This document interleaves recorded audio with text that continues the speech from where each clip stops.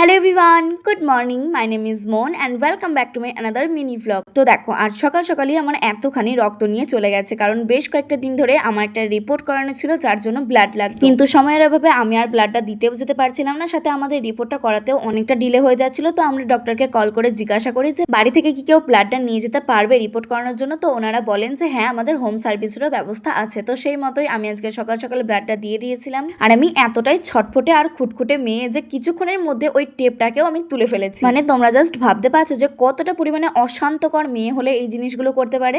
যাকে চলো, আমার ডেলি রুটিনে আমি সকালের দিকে যে ড্রিঙ্কটা বানিয়ে খাই সেটাই এখন খেয়ে নিয়েছি। এরপরে আধ ঘন্টা মতো বসে তারপরে আমি করে নিয়েছিলাম ব্রেকফাস্ট। দেন ব্রেকফাস্ট করে আমি এদিকে চলে এসেছিলাম উপরে। আর আজকে যেহেতু ব্লাড নিয়েছে তো শরীরটাও একটুখানি আমার উইক লাগছিল, তো একটুখানি মনটা ভালো করার জন্য খেয়ে নিয়েছিলাম আইসক্রিম। এই আইসক্রিমটা বেশ কয়েকটা দিন ধরেই দেখছি যে ফ্রিজে পড়েই ছিল, তো ভাবলাম যে চলো এটা একটুখানি খেয়ে নিই। আর তারপরে দুপুরের দিকে আমি আর কোনো রকম ভিডিও ক্লিপ নিতেই পারিনি, তো এটা হচ্ছে সন্ধ্যের ভিডিও। এখন যেহেতু বৈশাখ মাস চলছে আর আমাদের এদিকে বৈশাখ মাসে না প্রত্যেকটা সন্ধ্যেবেলাতেই কিন্তু হরিনাম নিয়ে আসে। আমরা যেহেতু গ্রামের দিকে থাকি আর গ্রামের দিকে না বেশিরভাগ জায়গাতে কিন্তু এই বৈশাখ মাসে হরিনাম দিতে আসে।